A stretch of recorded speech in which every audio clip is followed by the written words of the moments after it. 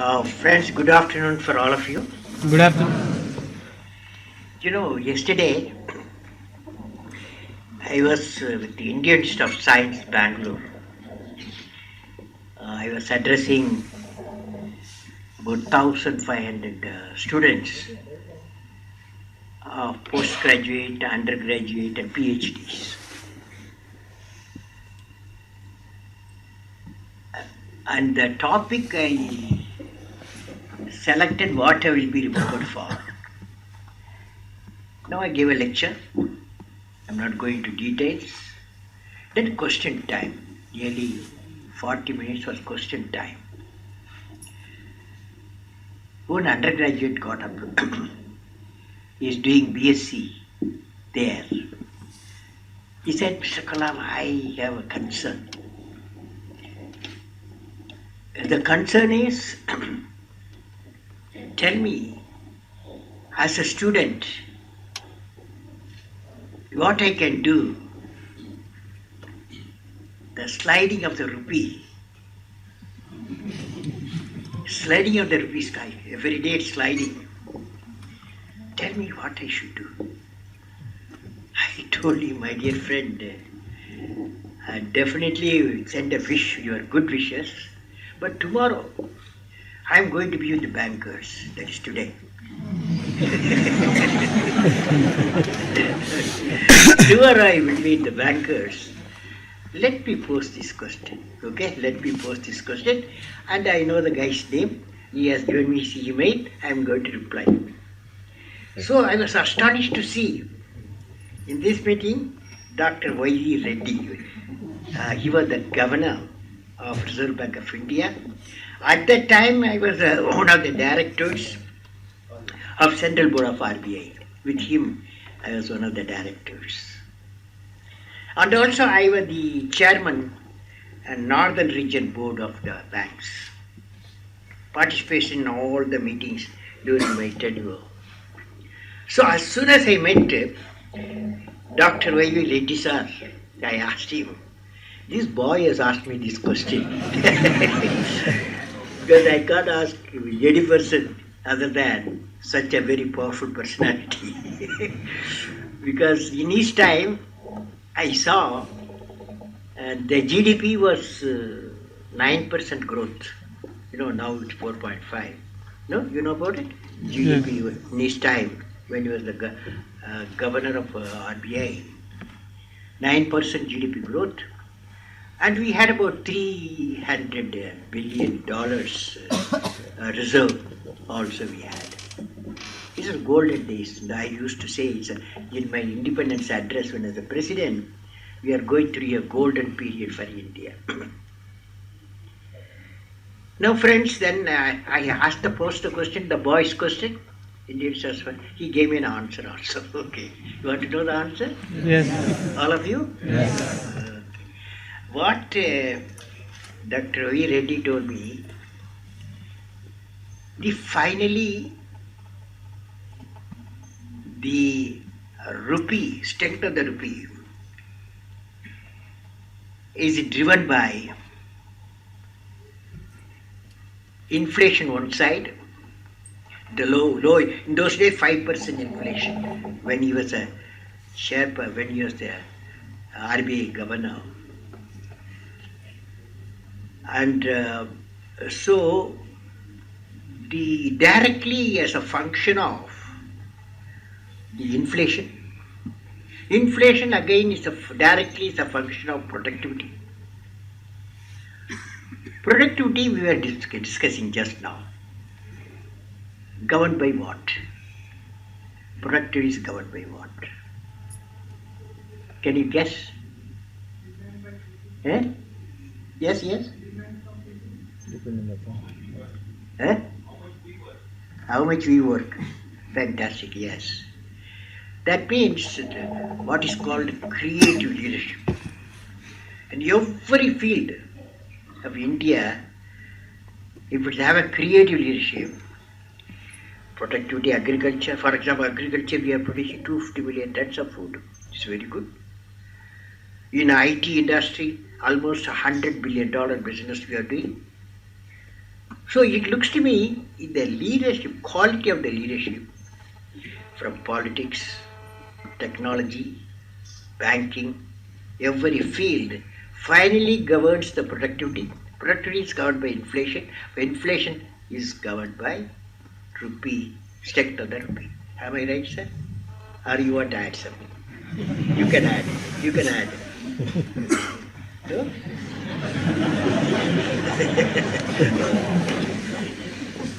Friends, indeed I am delighted to deliver the IDRBT Foundation Day Lecture 2013 at the Institute. My greetings to the Institute. I am sorry for the delay of an hour because of the lecture. A lot of questions they started asking. My greetings to the Institute for Development Research in Banking Technology, the faculty, researchers, students, special invitees, and distinguished guests. I am happy to know that the Institute has produced 150 M.Tech postgraduates in collaboration with the Central University of Hyderabad and a few research scholars who earned their PhD through this institute. The interaction between the research group creates synergy required for a meaningful research and purposeful development of products and services for advancement of banking technology in the country. In the technology service domain, IDRBT, among other service, operates the Indian Financial Network, Infinet, which is the backbone for the payment system of the country. I understand millions of people using, and is also the certifying authority for issuing the digital certificates for the Indian banks and financial sector. Keeping this in mind, I would like to talk to you on the topic banking technology and societies. The next 20 minutes, I am going to talk to you banking technology and the societies. It's okay? Subject okay? Now, dear friends, I visualize the following demanding scenes in the emerging India before 2020 for bringing a sustainable rural development. Certainly, technologies provide an innovative solution to meet the global challenges. When the banking institution adapt the technologies, certainly that will help in meeting the challenges of the growth, even the rural area. Let me visualize the following three scenarios which the banking sector can meet with the help of technologies. First is in reaching the unreached.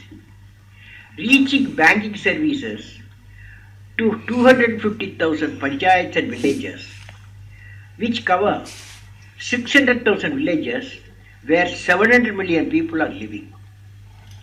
This involves creating the electronic connectivity with the security in transaction and necessary authentication mechanism, and above all, the more it is important, it has to be user friendly for the village citizen to access in their local languages. 2011 and 12 budget proposed to provide rural broadband connectivity to all 250,000 panchayats in the country in 3 years. Broadband technologies and banking technologies coupled with the ICT implementation has to provide the secure and easy banking services as utilized to the rural citizen at lesser interest rates. Rural banking should become the partners in the rural innovation ecosystem. When banks become partners to the small-scale industrial entrepreneurs, SME entrepreneurs, and self-help group entrepreneurs, certainly the economic growth will be on higher trajectory and will meet the global demand for the local products with technology infusion. Now, second point is rural banking and secure e-governance. Rural banking and secure e-governance. I visualize a situation by 2020. India will be transformed into a knowledge society. That means the whole banking sector will be operated by knowledge e-governance products having a G2B, B2B, B2C. B2C means bank to citizens, bank to bank, and government to bank. Over the cloud computing infrastructure and distributed by knowledge-based secure network system, thereby making the entire transaction secure, raising the confidence of the clients with the necessary audit trails to give easy tracking and monitoring to check the money laundering, trafficking, tax avoidance, and bring responsibility and accountability in corporate governance. Now, the next one, banking, and this is an important point I want to convey to you, banking and cyber warfare in knowledge society. Third one, I visualize, once the nation becomes the knowledge-based society, the complete future warfare from what is today will get transformed into knowledge warfare through cyber warfare. On multiple fronts, India is facing challenges of war and its dynamics due to its economic growth we had once and the vision to become a developed nation by 2020. Regular electronic intelligence collection and manual intelligence gathering has been strengthened. Most important aspect should be to strengthen our cyber warfare technologies with capacity to penetrate any kind of network which operates the adversary's strategic command. India should achieve mastery over encryption and decryption of certain unique languages which are not accustomed and used in the cyber warfare technologies and its algorithm for detecting the threat. At the same time, evolve a scheme to respond quickly and able to jam the network with our intelligent software agents.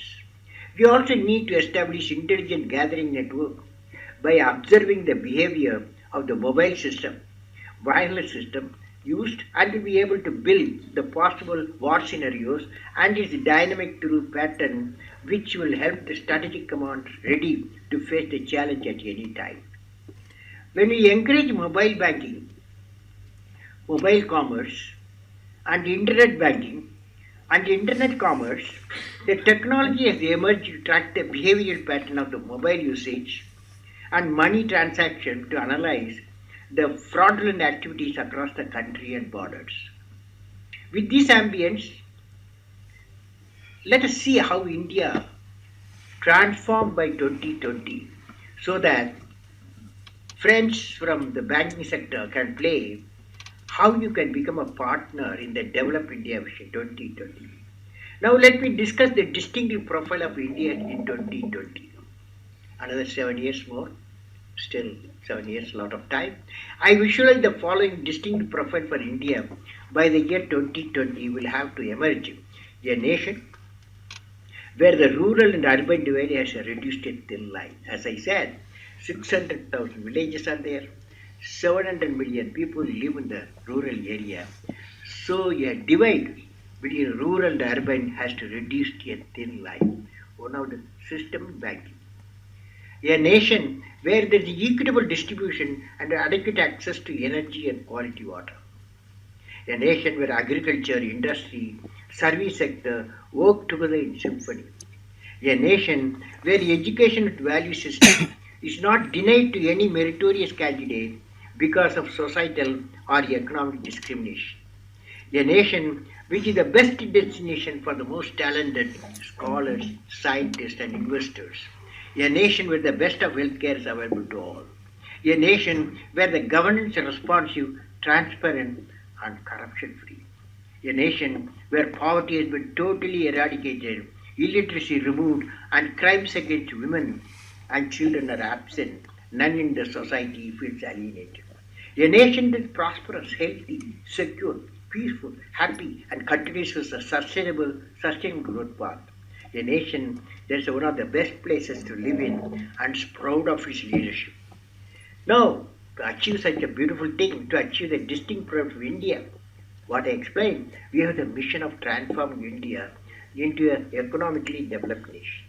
We identified 5 areas where India has a core competence for integrated action: agriculture and food processing, reliable and quality electric power, surface transport, infrastructure for all parts of the country, education and healthcare, information communication technology, self-reliance critical technologies. These 5 areas are closely interrelated and progress in a coordinated way will lead to food, economic and national security. The major mission is the development of infrastructure for bring the rural prosperity or through provision of urban amenities in the rural area, that's called Pura, through creation of three connectivities, namely physical, electronic, knowledge, leading to economic connectivity. The number of Pura for the whole country is estimated to be 7,000. Particularly when the banking is planning to reach the unreached, Pura is another vehicle which can bring sustainable rural development. Now friends, I am going to talk to you about Pura because that is an area a lot of guys come in a big way, technological connectivity. Friend, this year India has turned 67 years old as the largest democracy in the world, and we witness a defining period for the nation and its people. We stand less than 10 years away from the goal of achieving the vision for developed India 2020. And there has been a significant progress in some direction and also problem in most of the areas. Each step we take towards the developed nation also open a fresh challenge to overcome. The need of the hour is the evolution of a sustainable system which act as enablers and bring inclusive growth and integrated development to the nation. One such sustainable development system is the mission of provision of urban amenities rural area Pura. Pura means that villages must be connected within themselves with the main towns and metros through by good roads wherever needed by railway lines. They must have other infrastructure like schools, colleges, hospitals, and the amenities for the local population and the visitors. This is called physical connectivity. In the emerging knowledge era, the native village has to be preserved and enhance the latest tools of technology, training and research. The villages have to have access to good education from best teachers wherever they are, must have the benefit of good medical treatment, and must have the latest information in their pursuits like agriculture, fishery, horticulture, and food processing. That means they have to have electronic connectivity. Once the physical and electronic connectivity enabled, the knowledge connectivity is enabled. That can facilitate the ability to increase the productivity, the utilization of spare time, awareness of health welfare, ensuring a market for product, increasing the quality conscious, interact with partners, getting the best equipment, increase the transparency, and so in general is called knowledge connectivity. Once three connectivities, that is physical, electronic, and knowledge connectivity are ensured, they facilitate the earning capacity, leading to economic connectivity. When you provide urban amenities in the rural area, we can lead to the upliftment of the rural area. We can attract investors and we can introduce effectively useful systems like rural PPOs and small-scale industries and Pura. The number of Pura for the whole country is estimated to be about 7,000 covering 600,000 villages where, as I said, 700 million people live. There are a number of operational Pura in our country, initiated by many educational, healthcare institutions, industry and other institutions. Government of India is already moving ahead with the implementation of Pura on the national scale across several districts of India.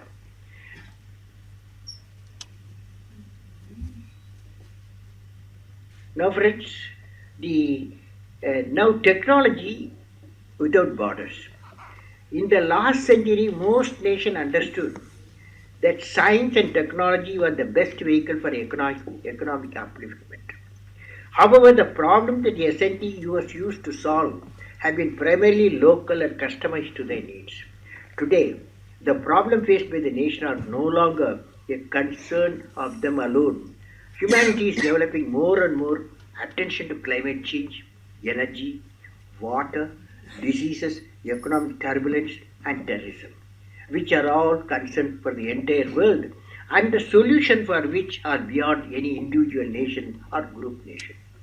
If S&T has to provide upliftment of our humanity, if the research and development are in areas of porous borders between them, and if the problems of the world know not geographical borders, the education that becomes foundation of all our science and technology, research, and development also must necessarily become borderless.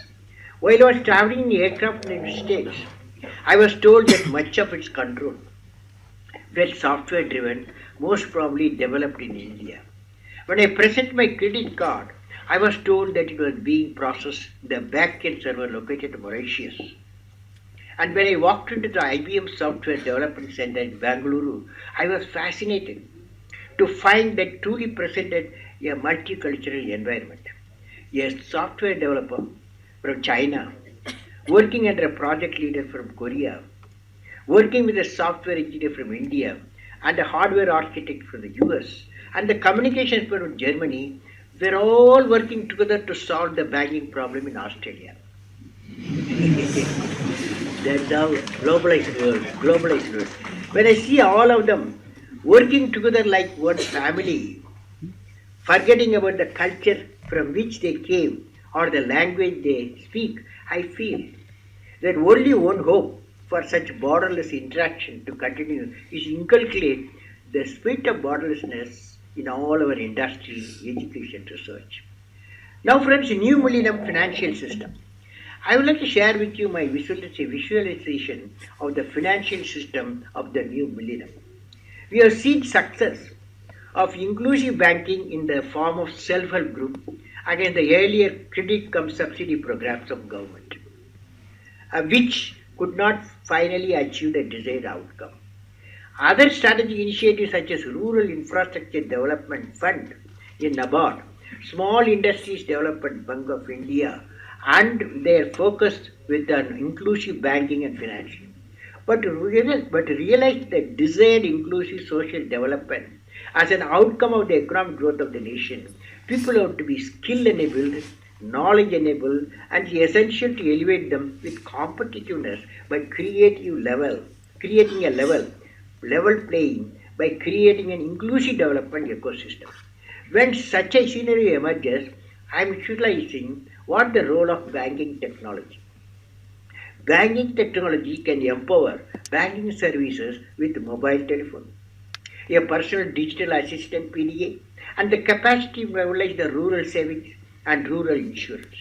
This combined promotion of saving and life insurance will bring social security at the doorstep of the villages.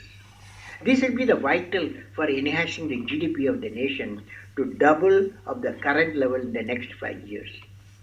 Now, banking technology and the present economic crisis. Since the IDRBT is dealing with the technology for banking sector, I would suggest a research group be formed to study the economic crisis. What was started in USA, followed in Europe, continued in Europe, and spread throughout the world. The effect of sliding economy is now more visible in India. Is there any technological solution? Can you forecast this kind of crisis and suggest methods for avoidance? Forecasting is your job, I thought. How do we recover from the present economic crisis of 9% GDP growth falling to almost half? Can banking technology give a solution with India's of a good environment based of agriculture and small scale industry other sector? In agriculture sector, farmers produce 250 million tons of food, food grains. For economic recovery, one of the important strategies we have to follow is value addition to our agriculture produce that will generate export potential and internal economic growth.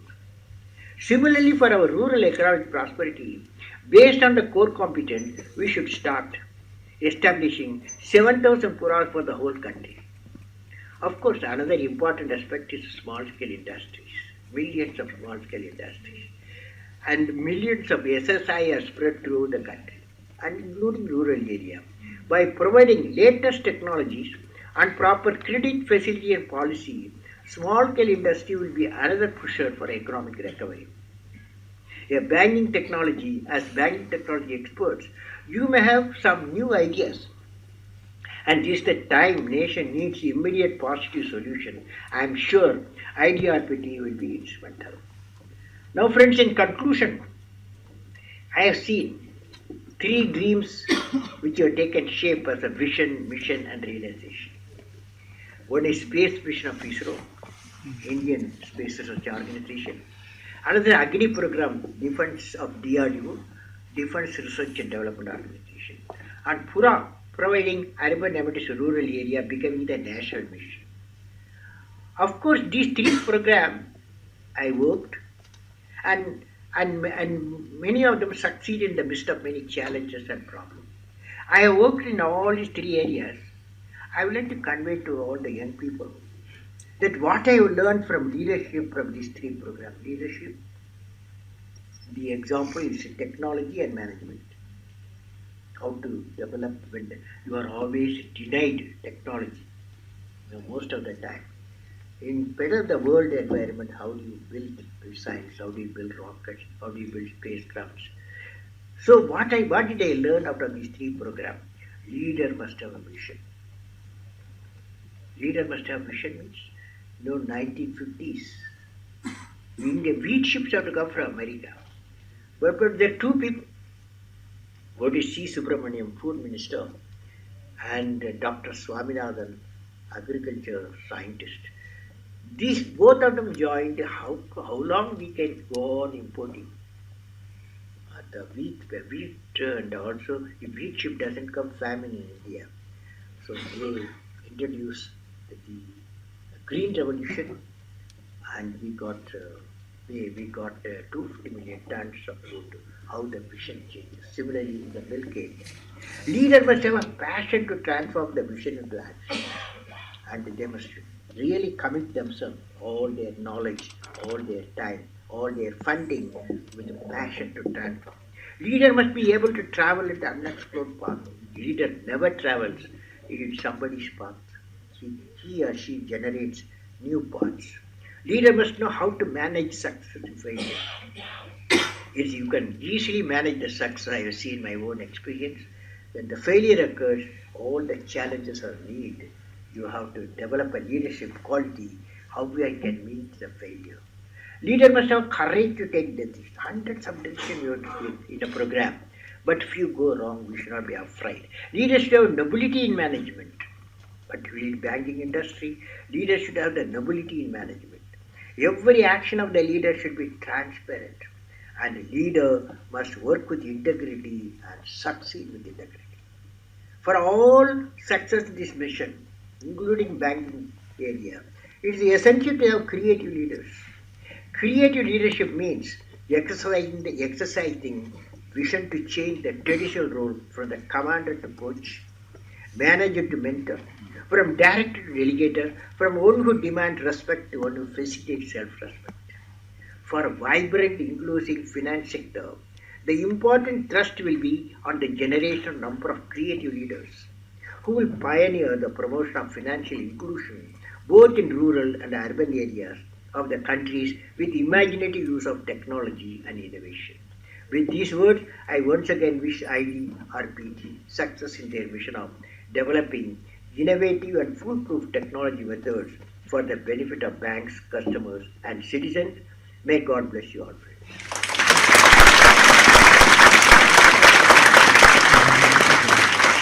Now, I can take some questions here.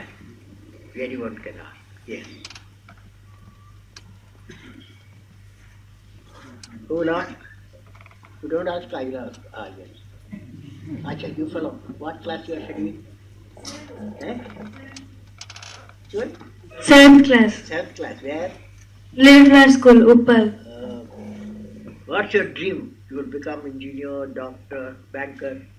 Sir, I want to become a scientist like you. Since my childhood, I am emulating you. Okay. What's the question? Sir, can you suggest few ways using which scientific thinking can be fostered in children? First, your thinking, you must have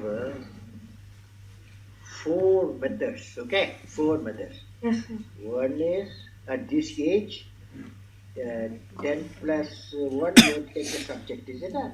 10 plus 1, you have to take a subject. What subject you are going to take? Science. Okay, good fellow. Now, at that time, You have to have a great aim. Everybody takes science, many of them take thousands that say, what a great aim, what I should become, what I should be remembered for. And so we must have number one, great aim. Yeah. Number two, continuously you have to acquire the knowledge. Acquiring the knowledge through great books, acquiring the knowledge through great human beings, acquiring the knowledge through teachers. Third one, hard work. Fourth one, perseverance. Perseverance. You are not afraid of the problem. You become the captain of the problem. You keep the problem. What are the four? Number one? We have to dream. Yeah, great deed, not small deed. Great. Yes, great Number deed. two? We have to acquire knowledge. Very good. Acquisition of knowledge. Number three, Uh, hard work. Number four? Perseverance. Fantastic fellow you are. Okay. Sir, I have Enough, only one question. Thank you, sir. If you don't ask, I'm going to ask this fellow to repeat question. Okay. Where? Yes. Wait, 1 minute. Yeah. Good afternoon, sir. Good afternoon. Sir, as research enhances competitiveness of country and derives innovation, what are the measures to be taken to motivate Indian youth towards R&D? See, my feeling is the R&D you can see in certain areas. Take agriculture. How did we increase the productivity because of high yield seeding and also because of using very technology post harvest, very pre-harvest technology. Of course, we have a long way to go in the area of storing, grain storing, and also value addition of the agriculture produce. Farmer produce agriculture produce, but it should be value addition. Then only economic will come in big way. This cycle we have to understand. Very important the cycle. For our young people, you see, 30 young fellows in the age of 30, 35, they started in 80s the IT technology. Okay, IT technology. Today it's about 90 to 110 billion dollar business we have. It will go to another 10 years, $200 billion.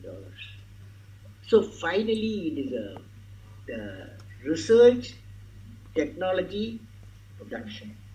The whole cycle just goes. It cannot stop at research. So when you do some research area, and you must think of also how to transform the area into technology and how to technology transform the product and then marketing. Okay? Yes.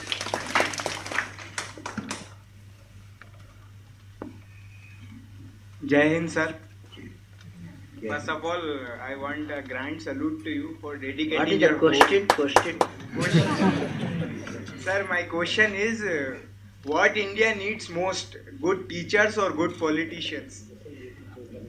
You know, the India of with the billion people, just now I told you, we need creative leadership, every field, whether it's agriculture or technology or service sector or industry or banking or politics. Of course, politics is very important because they are the fellow political people. They generate for vision for the nation. Okay, they have been elected 700 people, both the houses about 700 people. Very important, but you have a very important tool to elect them. No, what is the tool? But that tool you have to use properly. Okay. Good afternoon, sir. Political leaders should give vision for the nation. Okay. Good afternoon, sir. I'm Kumar Pandey. I'm pursuing a MTech from University of Hyderabad in collaboration with IDRBT, sir. Sir, please share one special lessons that you learned as a student, as a scientist, and as the President of India. Well, it's a good question. You asked a good question. Now, when in 1979, I I was given a mission 1973 to build a rocket, put a satellite in the orbit. Okay. For Satish Dhawan, you were the chairman at that time. I was made a project director. So I went with nearly thousands of people, scientists, technology staff, all worked together. 1979, we launched it from Sriharikota. No, first SME3 put a Rohini satellite in the orbit. It was an utter failure. Okay, 1979, instead of putting the satellite in the orbit, went to Bay of Bengal. Okay, so it was a failure. At that time, the chairman of the organization, there was a press conference because it's a very important program of the nation. There was a national press, international press, the electronic media, print media, all these people, all these people were there. So I was the project director. But Chairman Sro on that day, he said, I am going to give. I am going to handle the press, media. Kalam, you come with me. I went with you. He said, we have failed today. But definitely next year we will succeed because I'm going to give our scientists, technologies, our leaders, with all the support, technology support, managerial support, we will succeed. Next year, when we succeeded, that is 1980, the rocket was launched, put a satellite in the orbit, and it's a good news for India. Everybody was very happy. On that day, there was a press conference. And Satish Dhawan said, you go and conduct the press conference. You follow. When the failure occurs, the leader takes the failure. When the success comes, the leader gives the success to his team members. That's what I learned. Okay?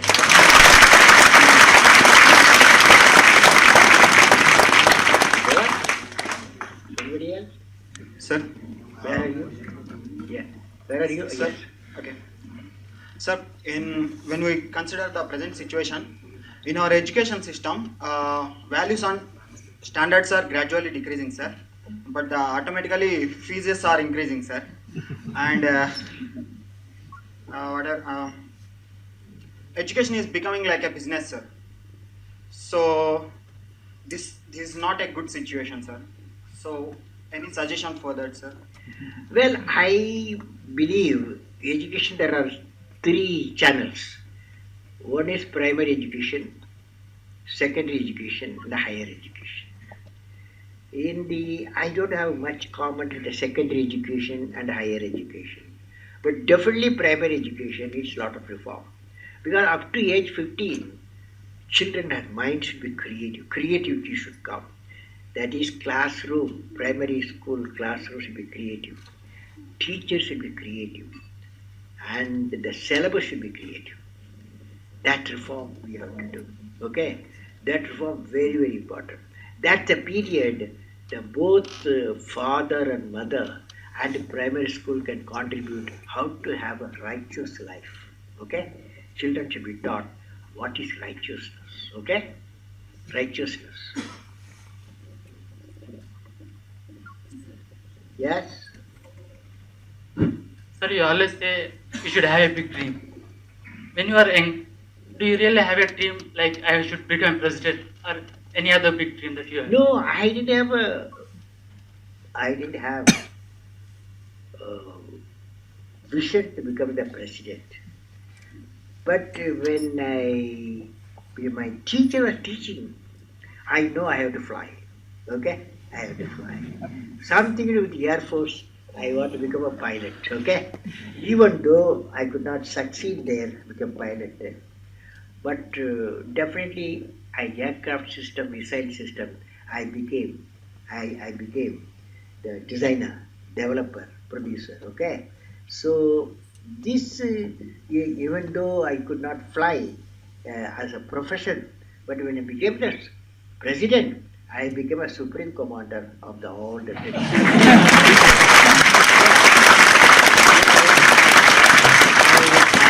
As supreme commander, I expressed my wish to Air Chief of Air Staff those days. I want to fly. Okay? Then he gave me intensive training for a few weeks. I flew Su-30 aircraft. Okay, friends. Wish you all the best. For the lady, yes. Sir, can I just And that the lady is good because no lady has asked a question. Good afternoon, sir. Good afternoon. Your autobiography says wings of fire. If wings are the dream and the fire is the passion, what if the wings cannot bear the intensity of the passion? The wings will disappear. Will See. the passion remain? The fire is a consciousness, okay? Consciousness. Every one of us has got a consciousness and subconsciousness. So a dream, or I should become such and such, that is built in the form of a consciousness. That is fire. I will call it fire. Whereas the wings, it is an effort. Wings you have to fly in. That's an effort. It's hard work. Okay, hard work and the thoughts both are combined. Result is you will succeed. Okay. Okay, friends. Sir, one more, sir. Sir. Where are you? Oh, yes, sir. Sir, first of all, good afternoon. And thank you for being with us, sir. It's a dream come true for me. And my heart's really pounding really hard. I don't know why, but sir, I just, when I saw you first, I just remembered one proverb that I read like a few years back. And it said, as one lamp lights another, nor grows less, so nobleness enkindles nobleness. So that's what I felt when I saw you the first time. And coming to the question, sir, why did you turn down to be the president for the second time? Because we really need people like you to guide us. Okay. Because I like teaching in life. I always, before becoming the president, I was a teacher. I was a professor. And then I became president. And after I went back, after 5 years, I went back again for teaching. Teaching and research my love. Okay? Sir, thank you so much, sir. Thank you. Okay, friends. Wish you all.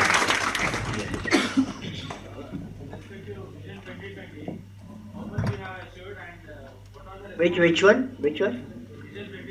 Well, I up to 2010 our GDP was 9% GDP growth. At that time, pharma industry, and then small scale industry, agriculture, automobile industry, all advanced. Okay, all was advanced. Now, again we have to take back from 4.5% to minimum 8%. If we maintain for 7 years, definitely it's possible year 2020. Okay.